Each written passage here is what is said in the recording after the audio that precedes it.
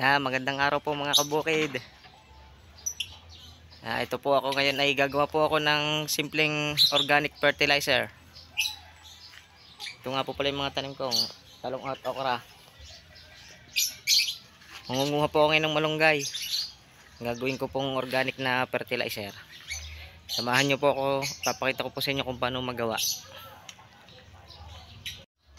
Yan mga kabukid, dito nga pala yung puno namin ng malunggay. Dito nga po pala ako mangunguha ng malunggay na gagawin kong organic na fertilizer. Babalikan ko na lang po kayo, mangunguha muna po ako. Medyo mataas po yung puno eh.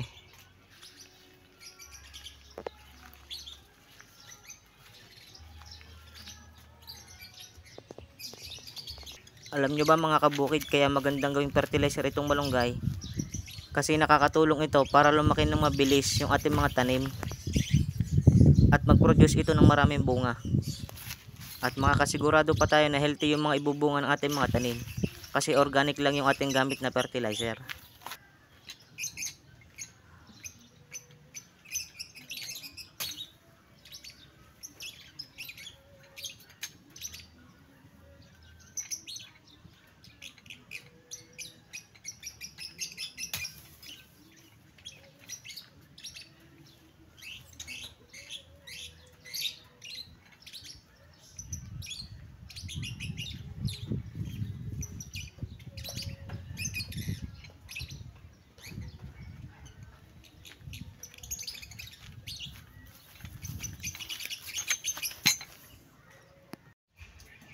Ayan mga kabukid, ito na nga po pala yung hinimay ko na dahon ng malunggay. At ito naman po yung pinaghimayan.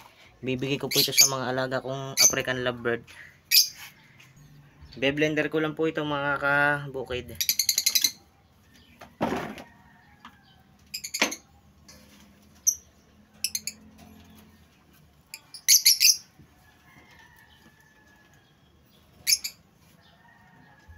Lagyan ko lang po siya ng konting tubig para po hindi mahirapan yung blender sa pag-ikot.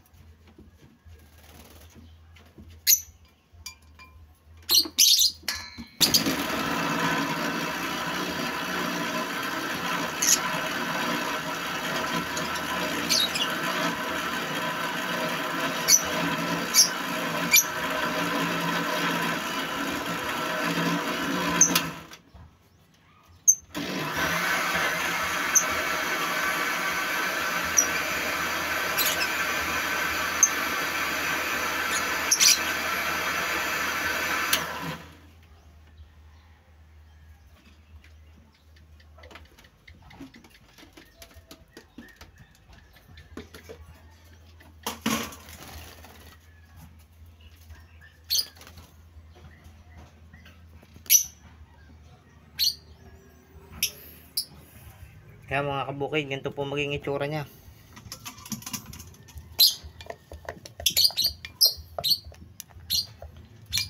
Hindi ko na po ito sasalain kasi naman po ang didilig ko po siya. Kaya okay lang po yung may mga durug-durug siya na malunggay. Okay na po yan, yung ganyan. Sasalin ko lang po siya sa lalagyan.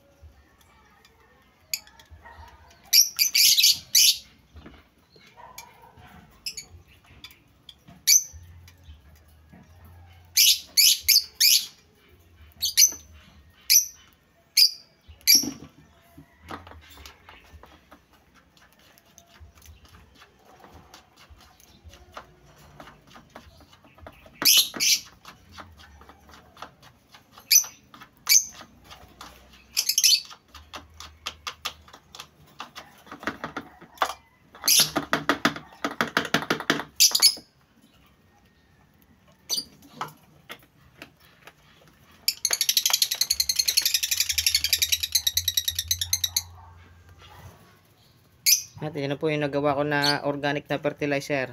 Gawa po sa dahon ng malunggay. Gagamitin ko po itong pandilig sa aking mga tanim, mga gulay. Mga 2 taklob lang po siguro nito sa 1 litro. Ayos na po yung pandilig. After 24 hours, pwede na po itong gamitin. Try nyo na rin po ito sa mga mahilig na magtanim. Ito na lang po ang gamitin yung fertilizer organic.